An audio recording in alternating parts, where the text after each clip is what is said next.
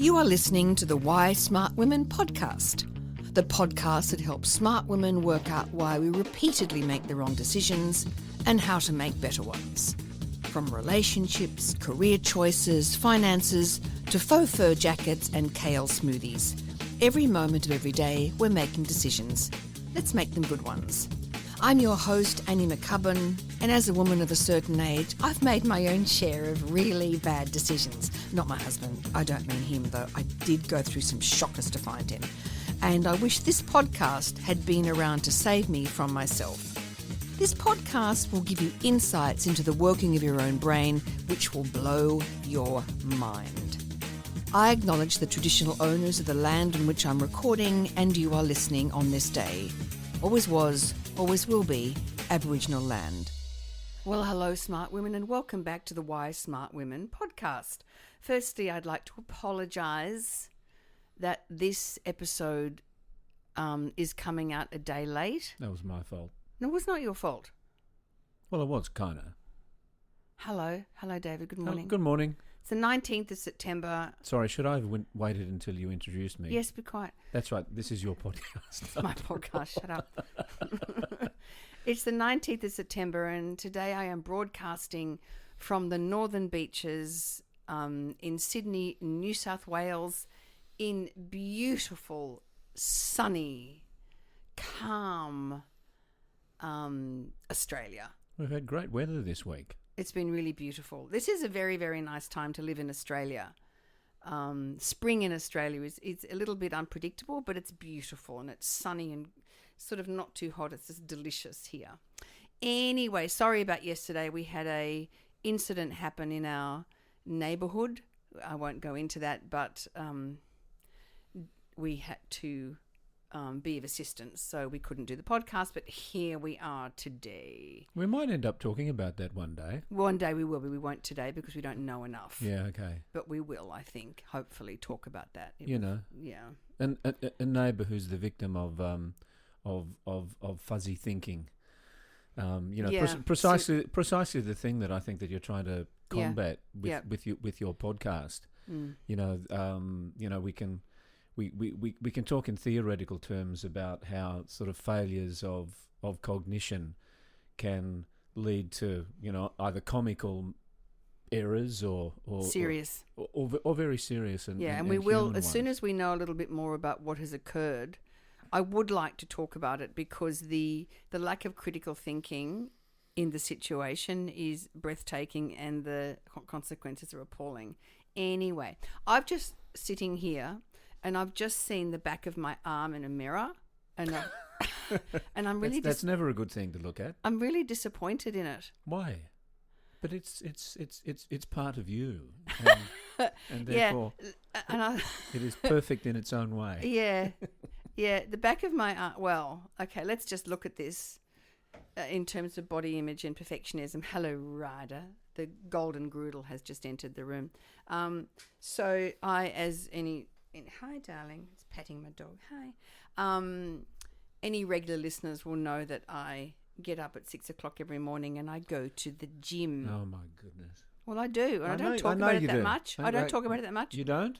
I don't. As regular listeners would know.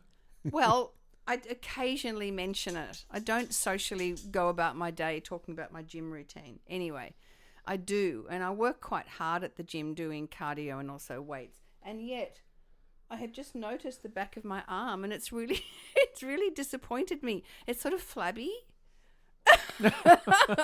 And in Australia, we call it, so if you wave your arm, I'm doing it now. If I you can do this yourself, listeners. You're going to talk about tuck shop arms. Yeah. Listeners, you might like to do this. So if you take your arm and you wave, like you're waving at somebody, does the flesh underneath your arm move? And we call that in Australia tuck shop arms. It's called. And why do they call them tuck shop arms? Because women in the tuck shops go, "Who ordered the cheese sandwich and the small chocolate milk?" And they do that and they wave. Yeah, and again, for those outside of the Australian culture, yes, this is the kitchen, the canteen, the dining room in the school, and in Australia we call it the tuck shop. The tuck shop. And so the ladies that work in, the mothers generally that work in the tuck shop are always calling out saying, "John, The matrons. John, did you order the small bag of Twistigs and the red frog? Come over here and get it. Anyway, like that. The Vegemite crust. The Vegemite crust is right. Funny. Anyway, so tuck shop. Are you saying that you don't have tuck shop arms? No, but the thing is, I probably don't. And the thing is, for my age, I'm probably in okay shape. But what's with the body perfection? You're in mint condition as far mint? as I'm concerned. It sounds like something you preserve. Mint? It's like an antique. No, I'm thinking of a chocolate mint biscuit. No, you're not. You're not thinking of that. Mint. The word mint has an inference in it that infers that you've eaten too many chocolate mint biscuits. It doesn't. Oh. The word mint is something that you would refer to like an antique, and you'd go, this antique is worth a lot because it's in mint condition. Now, do you know where the word comes from? Mint? Do you know like what from the mint? The mint, that's right. And what does the mint do? Makes coins. Makes coins. And so when it comes out of the coin factory, when it comes out of the mint, it's in perfect condition. And are you sort of disappointed that you're not in perfect condition? Yes. And isn't that interesting? That I think that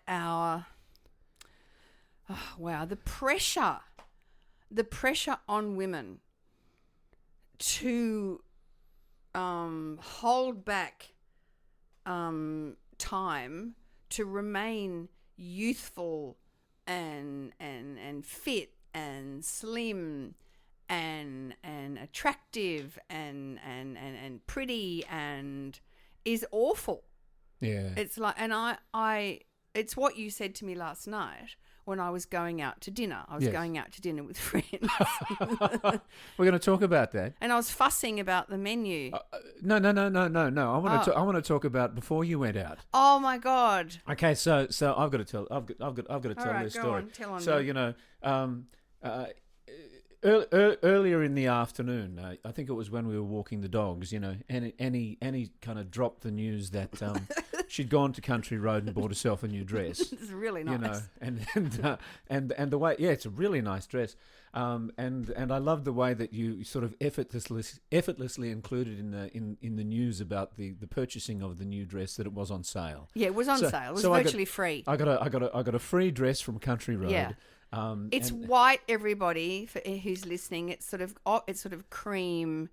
It's got a shirt maker top and a very nice structured, interesting panel thing going over. It's midi mid calf with pockets, and it's very fitting around the middle. Yeah. So can you picture that? It is very nice. Can you picture very fitted, very nice white dress, and so cream, cream, polished cotton, and he appears before me in the dress with black boots. I looked really good. She looked fantastic. Yeah, I did. And this was a special moment because she planted the seed of the launch of the new dress earlier in the afternoon because it was practically free from Country Road. And there she was, and I said, "Oh, you look fantastic! Yeah. It's beautiful. You look amazing." You didn't say amazing. No, you made that up. Well, I said fantastic. You have post. I was want a full recording. of praise. You never said amazing. I was full of. I said you look fantastic. Hurry up! I said I'm really it's hungry. great. It's absolutely perfect. And then at the end of probably about 6, incredibly effusive, positive comments, I said, it's like you're wearing a dress that would be worn by Aunt Lydia, except it's white. Now, okay, let's hang on. Let's unpack Aunt Lydia. Aunt Lydia, yeah, now, structured. Listen, you make references to Aunt Lydia. Okay, you tried to do it in my book. Not everybody knows who Aunt Lydia is. Okay, Handmaid's Tale. The Handmaid's Tale. Aunt Lydia is the is the woman who is charged with the responsibility of keeping the other women in line. And she's awful and very mean and punitive and horrible. And also... And she wears these structured dresses. No, there's nothing like that dress. Well... It was a bad reference. I don't want to look like mean Aunt Lydia. Yeah, okay. Well, you didn't look like mean Aunt Lydia. Lydia. Well, you shouldn't have mentioned Aunt Lydia. Because she wears dark colours and this was cream. Yeah, but I know you're referencing the style of the dress. Anyway, it's a very nice shirt maker mid-calf. It's nothing. It is nothing like what they would wear on The Handmaid's Tale. And he was very unimpressed by very unimpressed. Very unimpressed by the Aunt Lydia comment. Well, hence, as we know by the fact that I've seen my arms in the back of this mirror and I'm now disappointed. Clearly, good thing about that dress is that it's full covers arms. my arms. Full arms to the wrists. It's not actually. It's short sleeve. Anyway, so yeah. But I mean, I had uttered at least 6 or 7, really positive complimentary words. I was sort of worried that I was being overly effusive, and so I thought I'd just kind of temper it with a little joke at the end of it. The tempering was unnecessary. And he was very unimpressed. I was very unimpressed. And she said, "Don't you? How could you say such a dreadful thing or something like that?" I said, "Why do you have to bring Aunt Lydia into the thing?" Into the conversation, to which I rebutted immediately, quickly. You can't rebuttal. You can rebut. I can rebut. Whatever I did. You rebutted. Whatever I did, I sprang back with why did you pick on the one sort of negative, humorous thing that I said after I said all those positive? It's not funny. It was funny to me. Yeah, but I'm the recipient of the comment. Oh, come on. Anyway, so back to the notion of women and perfectionism and body image. No wonder that, I've got a fairly high level of awareness around this stuff. And, if I am still somehow in the thrall of the way I have to look at my age, no wonder younger women who haven't yet procured a partner are worried. And when does it, why? Because the whole fitness industry is now full of the fact that we no longer, talking about just being, thin. What we now want to be is just really fit and strong. So that's the new sort of modalities. But the underpinning message is the same, is that women have to look something. Yeah. You have to look something. Yeah, I wouldn't say that that it was entirely a sensibility that exists in women, or so what's a pressure it like that's for men? Well, I mean, okay, so I had a look at the ad of I think Annie might have mentioned in previous weeks, we're doing acting classes. We're doing acting classes for adults locally, and we took the iPhone along to last week's class. I shot it really well, and Annie shot a whole lot of stuff and threw it to Harry, and Harry cut it into a little trailer, and that appeared on social media yesterday. Looked really good. And I looked a bit like the character played by Nathan Lane in the Gilded Age. In the Gilded Age. You do not look sort of squat and rotund, a bit like a 65-year-old Zach Galifianakis. And okay, so you catch my sight arm. of your tuck shop arms in the in the mirror. Yeah. I looked at that video, and I went, "Oh my God!" So yes, I felt about as far from the example of the male aesthetic beauty as I could possibly be. Kind of, It's so interesting, isn't it? How because I looked at what Harry had cut, and I didn't even notice. I didn't notice you. I saw you there, and I thought you looked interesting. Yes. But I didn't. Isn't it interesting how our focus immediately goes to these perceived flaws? Yes. And how the brain, how we're just intensely interested, whereas of course nobody else is looking. And immediately there is like a self-inflicted psychological wound that we, And what is that? Oh, well, it says that you're not perfect. You should be perfect. There's an expectation that you should be perfect. If you're perfect, you get the ideal partner. You'll get hired. You've got that. You'll be a good person. What's that? Who's got You've got the ideal. I've got partner. we've already got the ideal partner. Mm-hmm. You and I. Well, I know that I've got the ideal partner. Yeah, I know that you question it quite a bit, but still, even when the ideal partner has been got, there still is this mechanism that is deep in the mind that says I'm not perfect yet, and look, just allow me to go on a little diversion for a moment, because it does kind of make it relevant how this stuff plays out. The spectre of fascism, of global fascism, is on the horizon at the moment in terms of the way that some world leaders are behaving at the moment.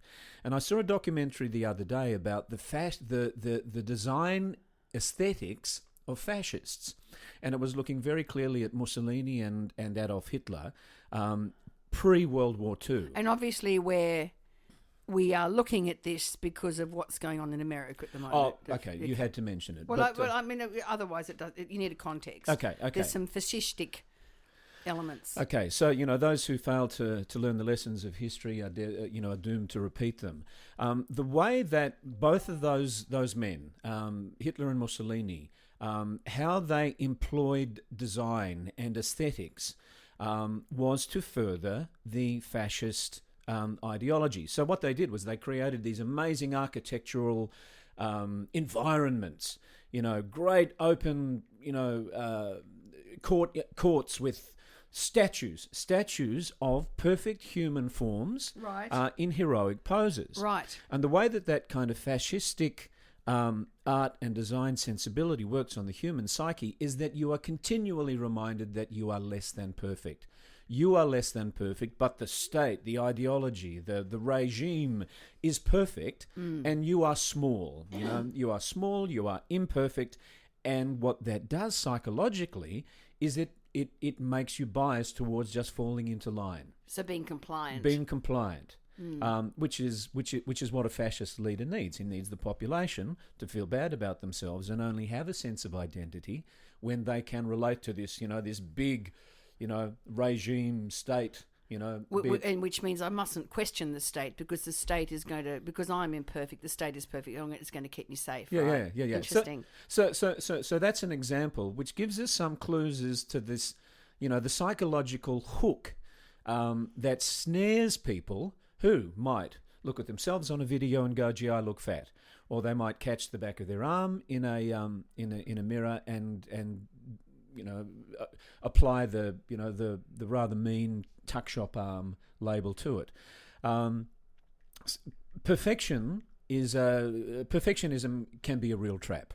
So Annie, I believe that you've done a little bit of research into the condition of perfectionism. Yeah. And what you can do in order to release yourself from the chains that bind you when you're perfectionistic. I guess we've both got elements of perfectionism. I know I was fussing last night when I said to you, what am I going to eat? I was looking at the menu of the place I was going to dinner. And I didn't want to eat a burger. What did you end up eating? Black beef and black bean sauce. Okay. Good. Is that because it had the title beans in the title? I don't know why. I thought it was. Anyway, and you said, well, most people when they go to the gym every day, they will just eat what they like. That's right. That's why some people do go to the gym, so they can eat what they like. Yeah. That's not me, is it? I'm still careful. Yeah. So, I mean, perfectionism is a personality trait that's characterized by setting excessively high standards, right? And you can either set these standards for yourself, and of course the perfectionism standards are so high, you're never going to get there. And what perfectionism does is it results in terrible procrastination. Yeah. Because if I can't do it perfectly, I may as well not do it. Hello. Yeah. And I think it's so interesting because I sound like your dad. I've got 3 female clients at the moment that I'm coaching in their career coaching, and all of them have this one, or a couple of them especially, their perfectionism is so high that they can't do what they need to do in the course of a day in case it's not perfect. So they distract themselves all day with other activity. Like, so, if I go home and I fold the washing or I do this series of tasks, at least in the course of the day, I can go tick, tick, tick, tick, tick. Yep. I did that. Yep. So instead of doing something that's aligned to your purpose, yep, like I want to do this because it's going to further my sense of achievement, yep, I'm going to do small task things that at least I do something, but actually the achievement level is very low. Yeah. Which avoids getting to the thing that you should be doing to achieve the goal you want to do, because if you don't do it perfectly, you may as well not do it. And the fear of failure is very, very high in perfectionism. And of course, the very, very harsh self-criticism. Yep. So then you end up going, I didn't do it well. I'm a crappy human being. And then the stress levels go up and you feel more and more inadequate. And it's just this terrible cycle of perfectionism and when you put things off. Perfectionism and procrastination. Yeah, so perfectionism and procrastination are really, really strongly linked. Yes. Now, I'm going to surprise you. Go on. Yeah, okay. Because I know that if in a candid conversation, if you were asked to describe me, you would say that David is fundamentally, messy. He can operate within mess. Perfectionism is not important to him. No, I don't think that's right. Well, good. I don't think that's contextually different. Because I think that there's actually a quirk that is common to people who have ADHD or ADD or deficit. Dopamine deficit disorder, whatever you want to call it. We sometimes look at people and we go, they're really messy. They can operate within mess. They're clearly not interested in having a perfect environment. Now, it's actually the inverse. It's the absolute opposite. So, speaking from personal experience, I know that my motivation level rises and falls with the promise of actually being able to finish something perfectly. So I might procrastinate with a proposal or a session design, or I might, procrastinate with, some tasks around the house if I suspect I'm not going to be able to do it perfectly. And so what I will tend to do is to go to the things that I know that I can do perfectly, the things that I can. What? Eating.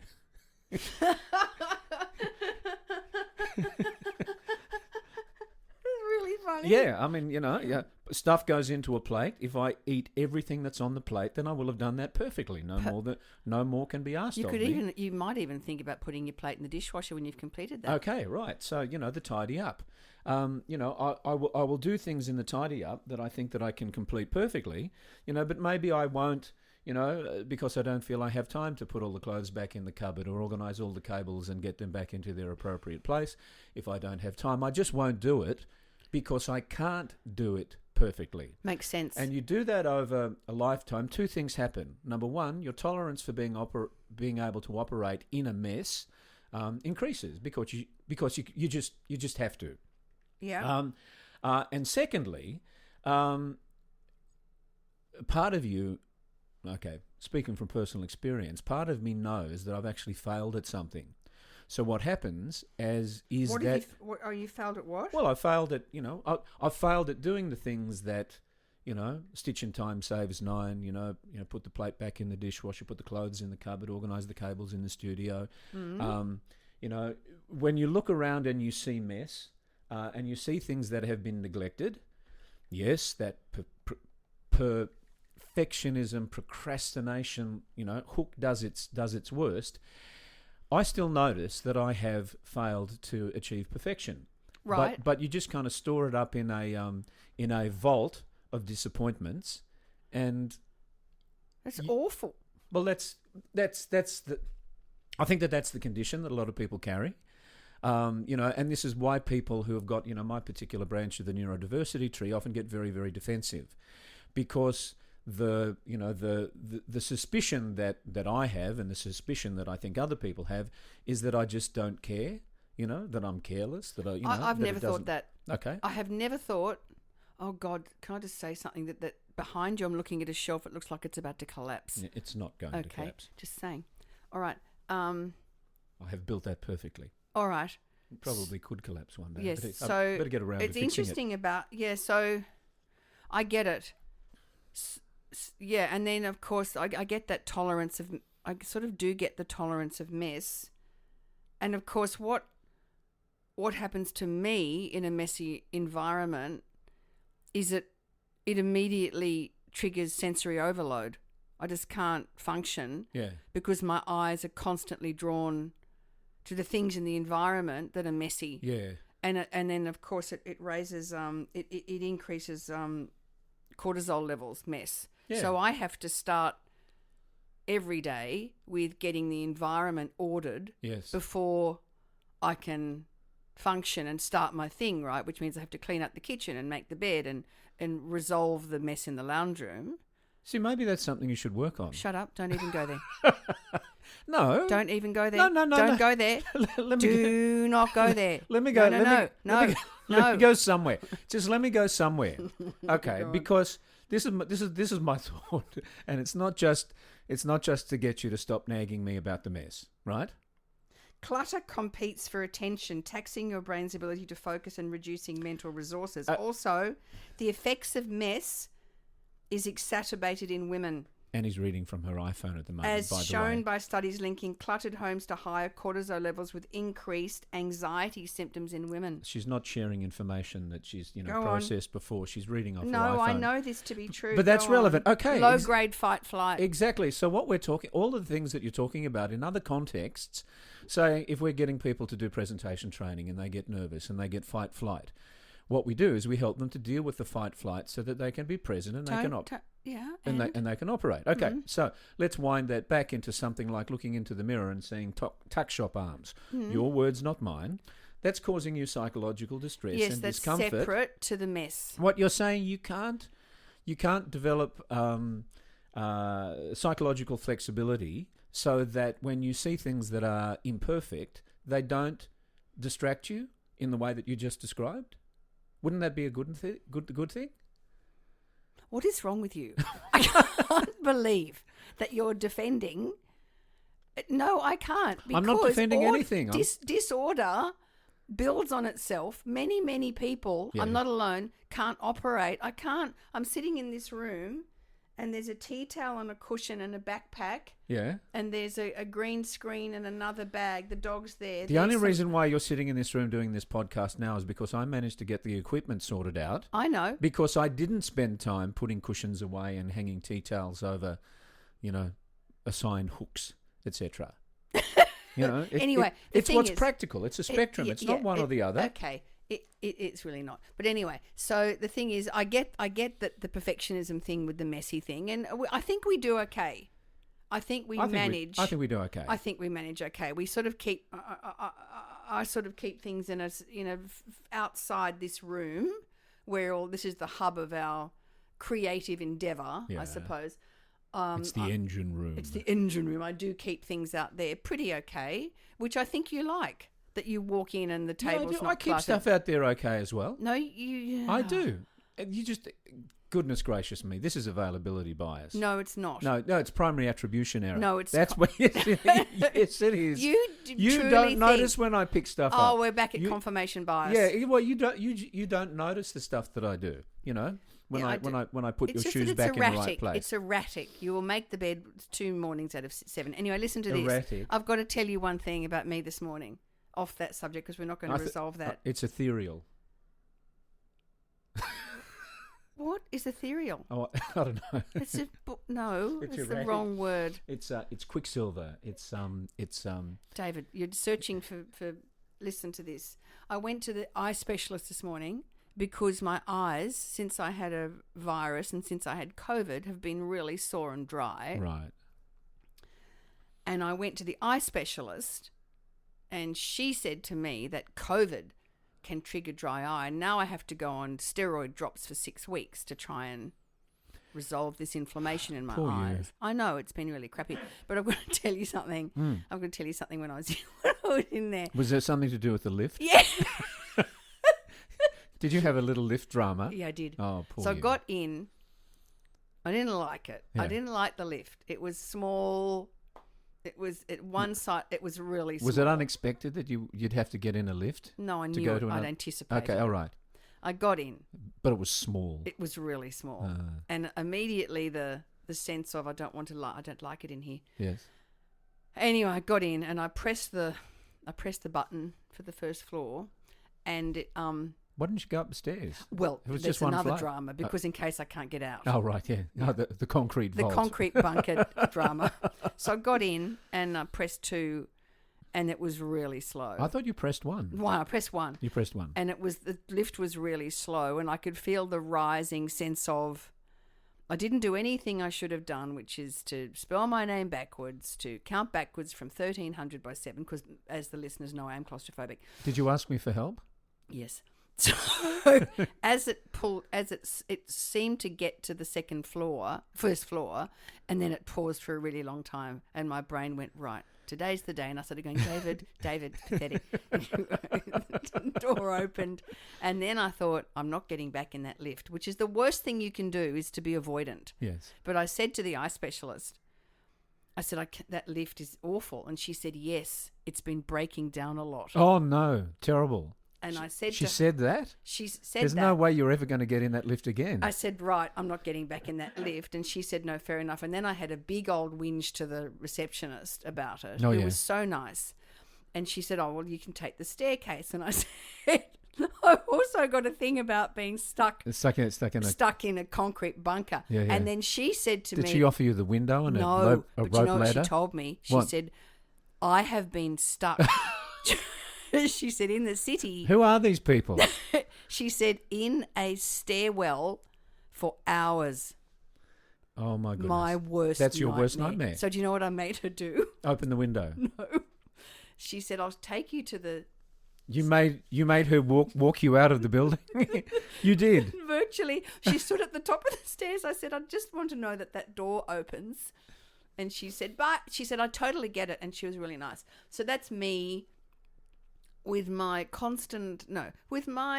ongoing issues with claustrophobia, and sometimes I'm really good, and today, and I think it is when when my levels of cortisol? No, just arousal. So I know today I'm doing the podcast, and then we've got to do 2 hours training in the afternoon, then I've got to do other stuff, and I've sent my book out to a couple of people, which has made my arousal levels are higher, and I think if you're a little bit topped up and then something else comes on top of that, then you're more likely to be managing, in a less optimum manner.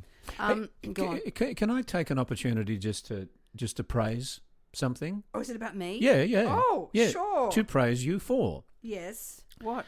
Because, okay, so we were talking about the tyranny of perfectionism before. Yeah. And we can apply that to a task. I have to do it perfectly. We can apply it to our bodies. I have to have a perfect butt. Again, do you think I do? Yeah, of course you do. Go on. Yeah. See, notice what I did then. And but also, yes. Also, if we're prepared to say, actually, the better way to go about it is to not be so perfectionistic. I don't think we should be so perfectionistic about our psychology. Oh yeah, that's good. I did forgive myself. Well, and I laughed. Well, just to accept the fact that a disorganized, psychology is actually the human condition. And while there are things that you can do in order to develop greater flexibility, to reduce the amount of self-inflicted pressure or damage that you do to yourself in terms of beating yourself up. Yeah. To actually, if you notice that you are having a less than perfect psychological response, you don't make that an issue. You just go, I am imperfect. My psychology is imperfect. It is imperfect.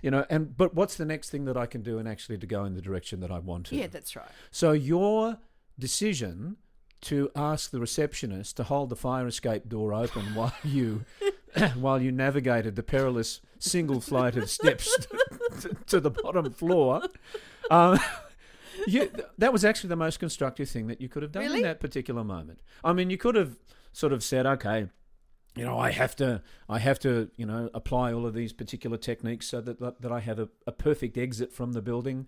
But really, is that necessary? And also, I don't particularly care. Like I didn't really care.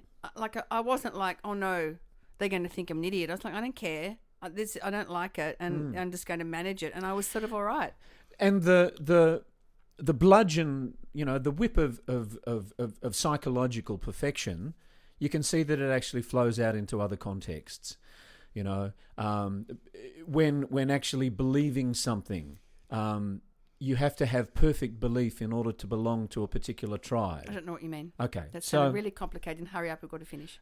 So if you want to have less drama in personal relationships, just notice how the spirit of perfectionism, the expectations of perfectionism are actually getting in the way of you, just having a nice, easy, functional, imperfect relationship. Yeah, that's right. Because the more perfectionism you sort of internalize about yourself, the more you're going to then project it out. That's right. And I do like that Stoic notion, which is, I've been investigating Stoicism. What can you control and what can't you control? And I think that's a really good place to end today's podcast. Yep. I survived the lift and the bunker. I'm going to now go and get the drops. Thank you, science, because I've been to a wonderfully... because I've just been to a specialist who spent years studying the eye. I know what's wrong with my eyes, and now science has provided a way to fix it. Yes. So thank you, science. And I've got something for you as well. Oh, what? Okay. What I'd like to do this afternoon is to introduce you to this really good tricep exercise. Oh my God! To fix my arms. Yeah. Thanks, David. That'll tighten up those. Thanks, David. Okay. Well, tricep muscles. You be quiet now. Thank you so much for tuning in, smart women. Apologies again for the lateness of this episode. As always, stay safe, stay well, and keep your critical thinking hats on. See you later. Bye. Thanks for tuning into Why Smart Women with me, Annie McCubbin. I hope today's episode has ignited your curiosity and left you feeling inspired by my anti-motivational style.